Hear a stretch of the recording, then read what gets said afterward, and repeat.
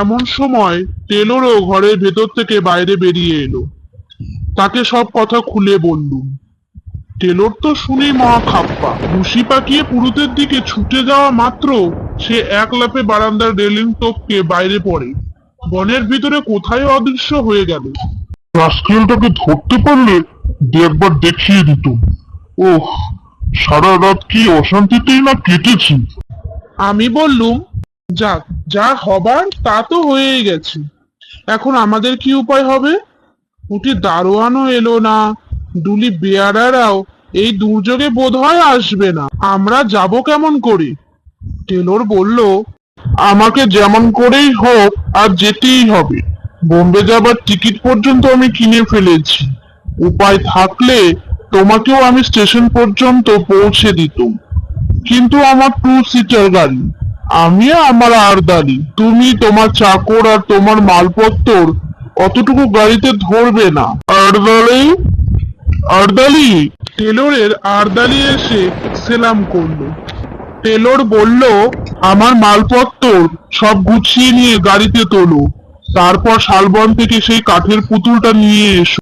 আমি বললুম, তুমি কি সত্যি এই পুতুলটা ইংল্যান্ডে নিয়ে যেতে চাও? টেলর বললে, নিশ্চয়, আমার যেই কথা সেই কাজ। আবার রাত এলো, বৃষ্টি এখনো থামেনি। আমি এখনো কুটিতে বন্দি হয়ে আছি। টেলর চলে গেছে এবং যাবার সময়ে সাঁওতালিদের ভূতের রাজাকেও সঙ্গে করে নিয়ে গেছে।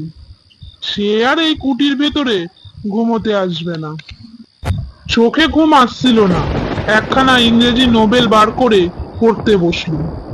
ঘন্টা দেড়েক পরে তন্দ্রার আবেশ এলো। আলোটা কমিয়ে দিয়ে শয়নের উপক্রম করছি এমন সময়ে শুনলুম বাইরে সিঁড়ির ওপরের আওয়াজ হলো।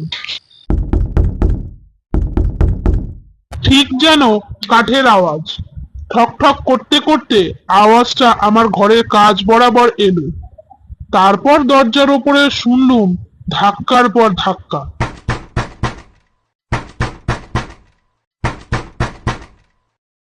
কি বিপদ! টেলর তো পুতুলটাকে নিয়ে কোন সকালে বিদায় হয়েছে। এ আবার কে জ্বালাতে এলো? নিশ্চয় সেই সাঁওতালি পুরুত বেটা।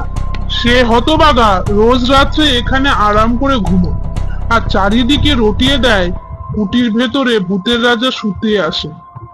ধাক্কার জোর ক্রমেই বেড়ে চলল। একবার ভাবলুম দরজা খুলে পুরুতটাকে লাথি মেরে তাড়িয়ে দিই। তারপর মনে হলো সে কাজ ঠিক হবে না। এই দুর্যোগে বিজন জঙ্গলের ভেতরে রাত্রে একলা এখানে আছি। যদি কোনো দুষ্টু লোক মতলবে এসে থাকে, বন্দুকটা নিয়ে দরজার কাছে গিয়ে দাঁড়াবে। দরজার এক জায়গায় একটা ছেদা ছিল। বন্দুকের নলটা সেইখানে রেখে চেঁচিয়ে বললুম, কে আছো?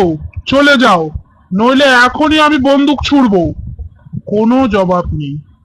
দরজার ওপরে ধাক্কাও থামলো না। এখনো আমার কথা শোনো, নইলে। বাইরে বিশ্রী গলায় কে হাসতে লাগলো।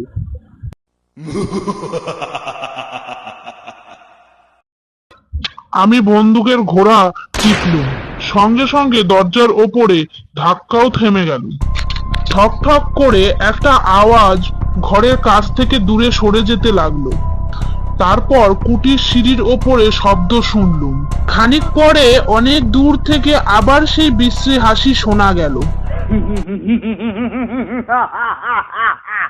সে হাসি অমানুষিক, শরীরের রক্ত যেন জল করে দেয়। শেষ রাত্রে জল ধরে গেল। সকালে দরজা খুলে বাইরে বেরিয়ে আসতেই কাঁচা সোনার কচি রোদ এসে ঘরখানা যেন হাসিতে ভরিয়ে তুলল। রোদ দেখে মনটা খুশি হয়ে উঠল। বারান্দায় বেরিয়ে দেখি এক কোণে কাপড় মুড়ি দিয়ে কে শুয়ে রয়েছি। তেড়ে গিয়ে মারলুম তাকে এক ধাক্কা। ধর্মর করে উঠে বসলো সেই সাঁওতালি পুরুতটা। ক্রুদ্ধ স্বরে বললুম, কাল আবার কি করতে এসেছিলি এখানে? ভারী চালাকি পেয়েছিস না? লোকটার মুখের ভাব একটুও বদলালো না, শান্ত স্বরে বলল, মা ঠাকুর কাল এখানে ঘুমোতে এসেছিলেন, তাই আমিও এসেছিল। তোর ঠাকুর কোথায়? সাহেব তো তাকে নিয়ে চলে গেছে। আমার ঠাকুর যেখানে থাকার সেখানেই আছেন। মিথ্যে কথা, আমি নিজে চোখে দেখেছি টেলর তাকে নিয়ে চলে গেছে। মা ঠাকুর যেখানে থাকেন সেখানেই আছেন। কুটি থেকে বেরিয়ে ছুটে পাশে শালবনে গিয়ে হাজির হলুম। সবিস্ময়ে দেখলুম ভূতের রাজা চোখ পাকিয়ে লকলকে জিভ বার করে ঠিক সেইখানেই দাঁড়িয়ে আছে। আর ও কি? মূর্তির পেটের ওপর গর্ত, ঠিক যেন বন্দুকের গুলির দাগ। গর্তের চারপাশে রক্ত জমাট হয়ে আছে। মূর্তির আর নানা জায়গাতেও রক্তের চিহ্ন। তবে কি আমার বন্দুকের গুলি? ভাবতে পারলুম না। মূর্তির দিকে আর তাকাতেও পারলুম না। কেমন একটা অজানা ভয়ে আমার সমস্ত শরীর আচ্ছন্ন হয়ে গেল। প্রাণে দৌড়ে সেখান থেকে পালিয়ে এলুম। কলকাতায় ফিরে এসেই খবরের কাগজে এই বিবরণ পড়লুম। সাঁওতাল পরগনার পুলিশ সুপারিনটেন্ডেন্ট মিস্টার টেলর কর্ম হইতে অবসর হইয়া বিলাতে যাইতেছিলেন, কিন্তু পথের মধ্যে বিপদে পড়িয়া খুব সম্ভব তিনি প্রাণ হারাইয়াছেন। স্থানীয় জঙ্গলের ভেতরে তাহার মোটর গাড়ি পাওয়া গিয়াছে। মোটরের ওপরের ভেতরে চারিপাশে রক্তের দাগ, কিন্তু মিস্টার টেলর ও তাহার আর্দালির কোনো সন্ধান পাওয়া যাইতেছে না। পুলিশ সন্দেহ করিতেছে মিস্টার টেলর ও তাহার আর্দালিকে ব্যাঘ্র বা অন্য কোনো হিংস্র জন্তু আক্রমণ করিয়াছে।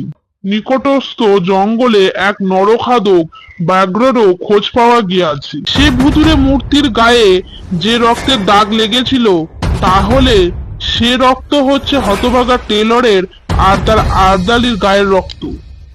এবং সেই সাঁওতালি পুরুষটাই নিশ্চয়ই কোনো গতিতে খবর পেয়ে ভূতের রাজাকে আবার শালবনে ফিরিয়ে এনেছিল। মনকে এই বলে প্রবোধ দিলুম বটে, কিন্তু প্রতীক্ষা করলুম শিকার কুটিতে আর কখনো রাত্রিবাস করব না। কিসে কি হয় কে জানে।